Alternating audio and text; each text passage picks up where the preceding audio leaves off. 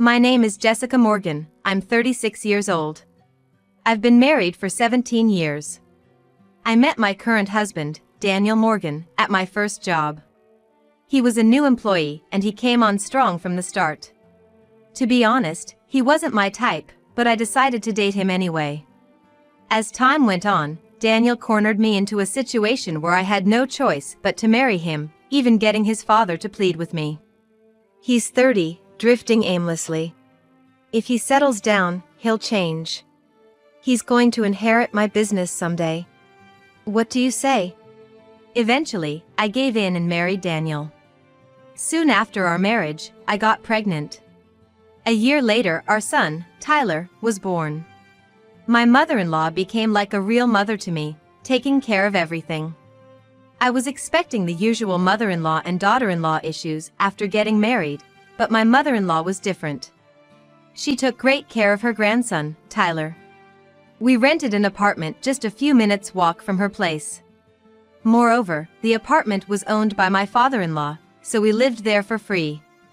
I was blessed in many ways. However, Daniel's negative traits slowly became more evident. His nights out became more extravagant, involving gambling, women, and alcohol. My father-in-law was soft on Daniel, paying him a hefty salary that didn't match his work and letting him do whatever he wanted with the family credit card. I wasn't struggling for money, but life was getting uncertain just a year into our marriage. Yet, my mother-in-law was always there to help with childcare and lend an ear to my complaints. Without her, I couldn't have continued with this marriage.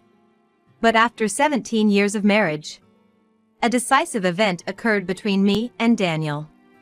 Is Dad not coming home again tonight? Tyler started high school this year. He attends a prestigious private high school.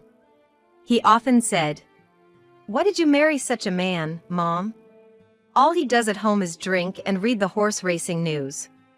I can't see what you saw in him." The fact that I couldn't immediately answer him was telling. But if you and Dad get a divorce, won't it be hard for Tyler? Why would it be hard?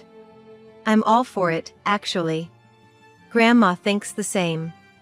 Keeping up appearances for Dad and just enduring it is so outdated. You're still in your 30s, Mom. You should enjoy your life more. When did Tyler become so grown up? He was becoming my sole reason to live. That's what I thought. I wanted Tyler to become a worthy heir and take away Daniel's position and honor. Well, we do live a normal life thanks to Dad's family, though. It's Dad's money that's making him arrogant. The women who flock to him are only after his money, right? He'll only realize how lonely he is when he's penniless. Daniel never helped with parenting, nor did I ever see him have a good conversation with Tyler. It's no wonder Tyler didn't warm up to a father like that. They might as well have been strangers. It's natural that their relationship turned into aversion. Speaking of which, I've been feeling unwell lately. Probably due to the stress from Daniel. I'm in my 40s now, I can't stay healthy forever. Thinking it was about time, I decided to go to the hospital the next day. I had Tyler at 19, and among my mom friends, I was the young one, but maybe my body is telling the truth. I was speechless at what the doctor said. "You might have breast cancer, so please stay in the hospital for tests." Breast cancer? Why me? The first person I called was my mother-in-law. On the verge of panicking, my mother-in-law said she would stay with me in the hospital. By then, I knew no words could reassure me. The next day, after Tyler went to school as usual, I headed to the hospital for my admission. My steps were heavy. Daniel didn't come home last night either. After years of marriage, I could tell he was seeing someone specific. Thanks to my father-in-law, I got a private room in the hospital. My mother-in-law was there before me, and I almost cried when I saw her face. "Did you tell Daniel and Tyler about the breast cancer tests?" "No, not yet. Daniel hasn't been home much lately anyway. But I plan to tell him once the test results are out." "Let's do this, Jessica. Tell Daniel you only have 3 months to live. It'll be a good lesson for him. If he thinks you're dying, maybe he'll finally appreciate you. Otherwise, he'll never change. As his mother, I feel so sorry for this. I thought it was a pretty good plan. It was a lie. But it might reveal Daniel's true nature. Unless you say your condition's worsening, Daniel won't even bother to visit the hospital. I'll exaggerate a bit. I wondered what Daniel's reaction would be. He might be a little shaken and come to visit. I fell asleep in the hospital bed with a sliver of hope. The next day, after hearing from his mother, Daniel did come to visit. But it was far from what I expected. I sold the house and am going on a trip with my lover. See ya, useless woman. His words were shocking. He wanted me gone. Daniel left the hospital without waiting for my response. I lay there, speechless. What was the point of our marriage? Was it all just for appearances? I felt more emptiness than anger. But my mother-in-law was different. She was shaking with rage. Don't worry, leave it to me. She seemed to have something planned. I found out what it was the following week. I was about to be discharged after completing all the tests. That day, Tyler came to visit with his grandmother. Suddenly, the door burst open, and Daniel stumbled in, looking disheveled. We all sensed something was wrong instantly. Daniel's hair was a mess, and he looked unclean. He threw a large carry-on bag and stood there, excited but weak. Mom! Look what you've done!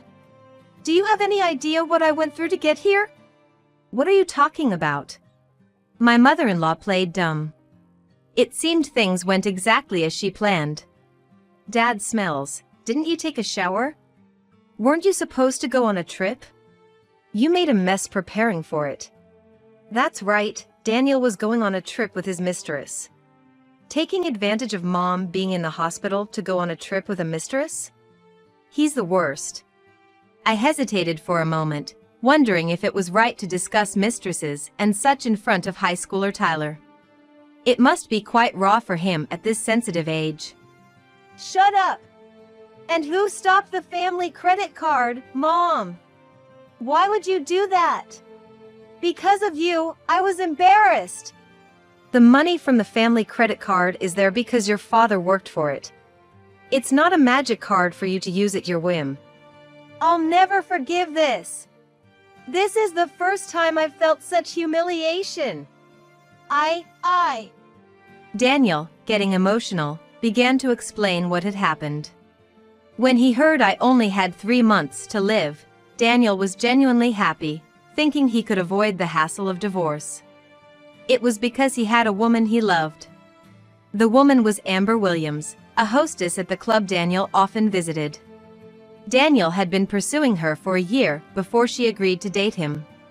That's why Daniel was so infatuated with Amber. He had even rented an apartment for Amber to have their rendezvous anytime they wanted.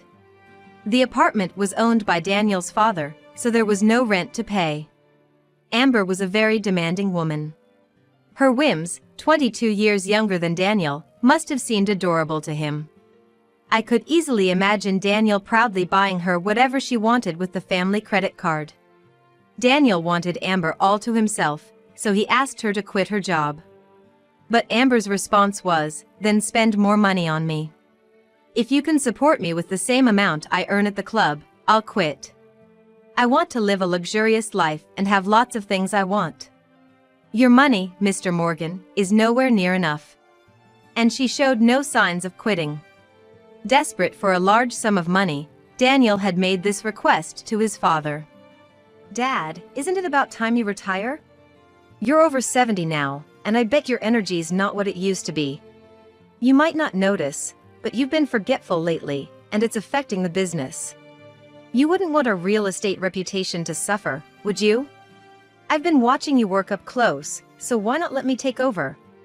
But Daniel's father knew better. Of course, he did. He had raised Daniel and seen him up close more than anyone. He knew that if he left the company to Daniel, it would collapse in no time. He saw right through Daniel's plan to sell all his apartments for a quick fortune. His father was wise and had been in business for years, with a steady monthly income from the apartment rentals. But Daniel preferred the gamble over stability, ready to plunge in headfirst. "I'm still fit to work. As long as I can see, I won't let Daniel do as he pleases. Haven't I given you enough money? I'm just worried about you, Dad. You have to drive around for showings, right? But you know how accidents with elderly drivers are on the rise? Maybe it's time to give up your license and retire, enjoy yourself." I couldn't believe he could say such things so lightheartedly. In a way, I respected that. In the end, without a fortune, Daniel kept going to the club where Amber worked every day. Even if he got Amber, he was just another customer to her. Daniel started to panic. I didn't know this, but he had apparently consulted with his father and mother-in-law about wanting to divorce me. He wanted to divorce me and remarry Amber. Perhaps because he hadn't forgotten the favor of asking me to marry into their family, his father opposed the divorce. His mother thought that divorce might be better for me, but she couldn't agree with the reason for it. Daniel was desperately pleading, but Amber had no intention of marrying him at all. It should have been obvious, but Daniel convinced himself that not divorcing me was the reason Amber wouldn't marry him. Then Amber made the biggest request she ever had. She wanted to open her own club. At her current club, Amber was getting older, and probably realized she couldn't compete with the younger girls anymore. So, she thought of topping that by opening her own club. It didn't have to be big. As long as she could work the way she wanted and make a profit with a good team, she'd be thrilled. Without any guilt, Amber said, "Hey, Mr. Morgan, I want my own club. Look, I checked out some real estate today and found a great place." She showed Daniel the property details. Despite working in real estate for years, Daniel didn't know much about the market or the details. He hadn't been serious about his job. "We need to pay the down payment quickly before someone else snatches it up. It's hard to find such good conditions. The real estate agent said it's a real find. So, please, can you pay the down payment?" Daniel was troubled. His available funds were limited. But he couldn't let go of Amber just like that. Desperately, he tapped into the company's money. He knew his father would find out eventually. But at that moment, being cut off by Amber was scarier than anything his father might do. Amber started preparing for her club, overjoyed. Daniel began to seriously consider marrying Amber. She was relying on him, needed him. Daniel's desire to marry her grew stronger. How could he bring up the divorce? He seemed to have thought about it, but it wasn't my fault. I had been devoted to Daniel all this time. Not working, gambling, constantly cheating, all the bad things were on Daniel's side. His parents were against divorce and remarriage too. Then came my terminal illness diagnosis. For Daniel, it must have been an unexpected boon. He declared his trip with Amber without any regard for me. He talked about selling the house, but the apartment we lived in belonged to his father. It was in his father's name. So, he gave up on selling it. First, he would fulfill his long-held wish to travel to a tropical island with Amber. Right after receiving my terminal diagnosis from his mother, Daniel arranged for hotels and plane tickets. Then he came to my hospital room and scornfully called me a useless woman. The trip with Amber was to Hawaii. As soon as they arrived at the hotel, Amber said, "First, I want to go shopping." To her, shopping was the only purpose. That's when the biggest incident happened. Amber picked out several designer items, and when Daniel tried to pay, the clerk acted strangely. The card wasn't working. That shouldn't be possible. The family card had no spending limit. Daniel panicked. Amber's mood worsened rapidly. When he contacted the card company, they said the family card had been suspended. Daniel must have turned pale. "Sorry, there's been some mistake and the card isn't working." "What? That's not what you said. You told me I could buy anything I wanted, that's why I came." How are we supposed to spend the next 3 days? Do you have any cash on you? No, I've always just used the family card, so I don't carry cash. That's the worst. I'll call Dad and get it sorted out, so please cheer up. Amber, ignoring Daniel, went back to the hotel alone. Daniel, in a fit of anger, called his father-in-law. But there was no answer. What's going on? Making me look like a fool. Even after returning to the hotel, Amber remained upset and wouldn't speak to Daniel. Reluctantly, she had to use her card to pay for things, while Daniel couldn't even buy food or leave the hotel. He was just stuck in the hotel room, unable to do anything despite being in Hawaii. Daniel's resentment towards his mother-in-law grew. She was the only one who would have stopped the card.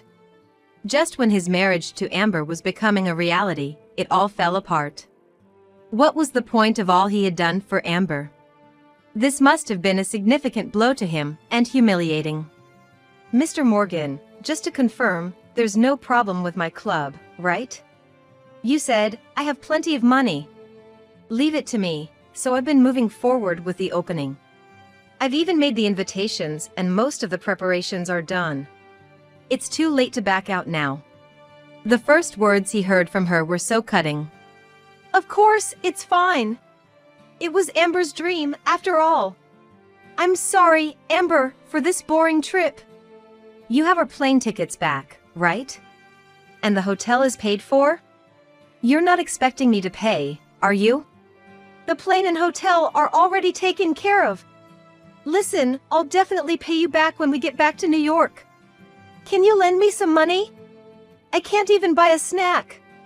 I'm so hungry. What? I'm barely managing as it is. I don't have a cent to lend you. I had planned to do all sorts of sightseeing, and we can't even go to the beach. What's the point of coming to Hawaii? Sorry, but I've seen Mr. Morgan's limits. I can't see a future with you anymore. Then came another silent period. It lasted until they arrived in New York, and they went their separate ways at the airport. Daniel hadn't eaten or drunk anything for 3 days and nights, and was at his limit. But he didn't even have enough money for the train fare home from the airport. With heavy steps, dragging his carry-on, he walked and walked. And finally, he arrived at my hospital room, looking disheveled. He blamed everything on the family card being blocked, attacking his mother-in-law. It must have been a huge success in her eyes. Daniel, compared to what you've done to Jessica, this is still not enough. It's unprecedented for a husband to go on a trip with his mistress as soon as his longtime wife gets a terminal illness diagnosis. I'm cutting ties with you. I care about Jessica much more than my own son. Humph. Even if you say that, Mom, what about Dad? He's always been on my side, no matter what. Hey! A sharp voice rang out, and my father-in-law entered. I've heard everything. I'm disowning you. It's my fault for spoiling you. You're going to pay back every penny you took from the company. I might have heard such harsh words and seen such a stern face from my father-in-law for the first time. You're also fired from the company, so don't bother coming back. And leave the apartment you're living in.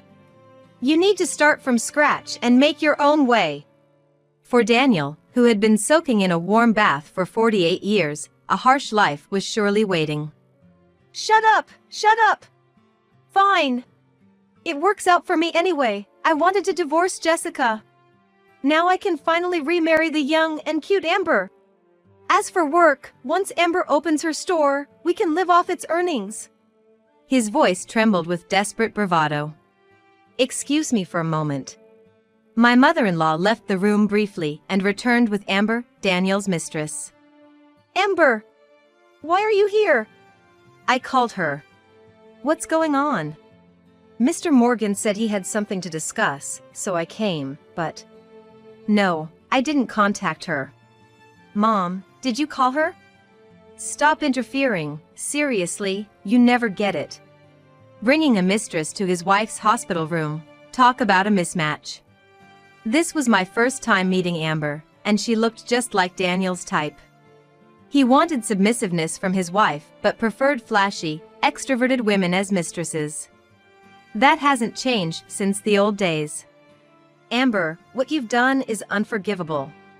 You knew Daniel was married and still had an affair with him, didn't you? We will claim alimony as our rightful due.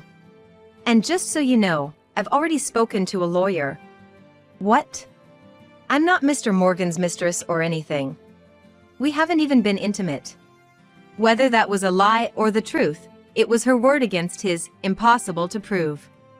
Maybe Amber was just saying that to escape blame. Really? Right, Mr. Morgan?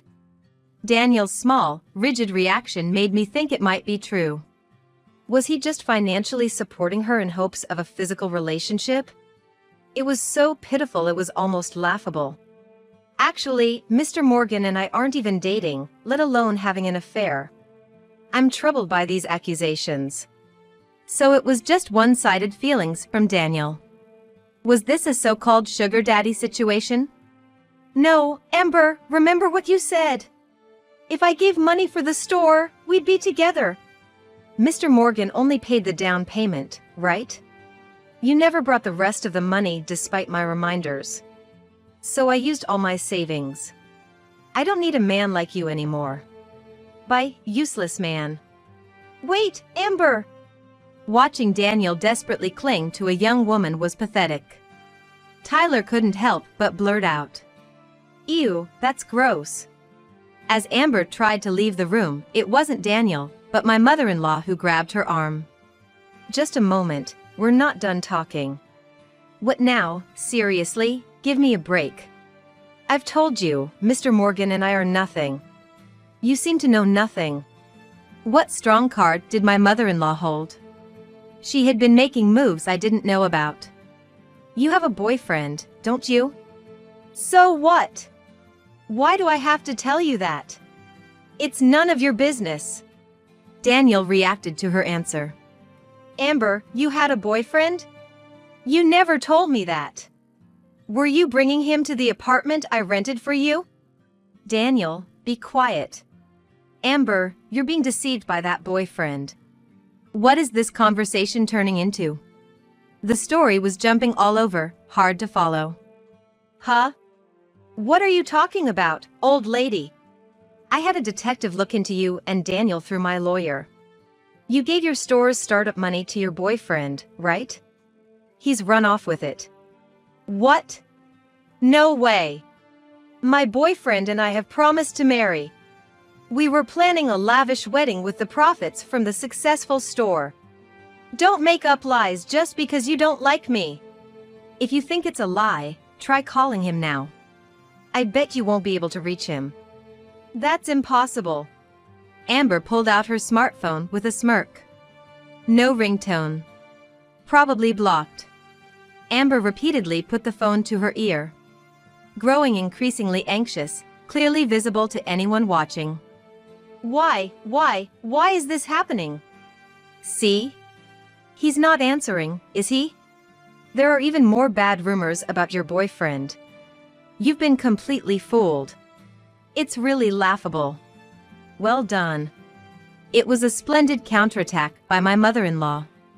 I felt relieved too. Amber was trembling. Understandably so. She had been swindled out of a large sum of money by a boyfriend she trusted. Her dream of opening her own shop would likely be dashed now. I felt a bit sorry for her. It's not my place to say, but Amber, you have terrible luck with men. Still, neither Daniel nor Amber, you haven't apologized to Jessica at all. What kind of nerve do you have? Well, never mind, my punishment ends here. So, what will you do, Jessica? Yes. Divorce is the only option. I answered immediately, intending it to be the final blow. After all, Daniel had wanted to divorce me, so he should agree quickly. It seemed Daniel never expected me to be the one to initiate the divorce. When faced with a situation where someone takes a superior stance, his fragile pride quickly turned to anger. Fine, I'll divorce you. But don't expect any support for your future life. You've enjoyed luxury only because of me. You'll realize that when I'm gone. Don't come crawling back. Be quiet. You'll understand what it means, Daniel. Your father just said it, you're disowned, for real. Your father and I will take responsibility for Jessica and Tyler, so don't worry. Are you sure about this, Jessica? Are you really okay with it? Yes, of course. By useless, penniless man. I felt a sense of refreshment. Afterward, Daniel ended up shouldering $400,000, including alimony and debts to his parents. He would be under their constant watch until he repaid everything. A few days later, my test results came in. Fortunately, I didn't have breast cancer. But I couldn't let my guard down. I decided to have regular breast cancer screenings and comprehensive health checkups every year. Life with Tyler began after my discharge from the hospital. It was so relaxing and peaceful. Thinking about Daniel, who hardly ever came home, and knowing he would never return, brought a real sense of relief. Our divorce didn't happen immediately. Because Daniel kept making a fuss. My in-laws, realizing it wasn't good for Daniel to continue like this, decided to disown him and cut off all communication. It was a tough punishment for him, but I knew my in-laws were worried sick about him. Sure enough, Daniel ended up begging his father for help. His father put him to work in a food service job to learn how to interact with people, to appreciate the value of money, and to toughen up. Daniel was now living in an apartment, undergoing the most challenging training of his life. Meanwhile, Tyler said to me, "Mom, I'll protect you from now on. You're not alone, and good things are sure to come." Hearing such a heartfelt line from Tyler almost brought me to tears. When had he become so strong and resilient? Tyler was my reason to live.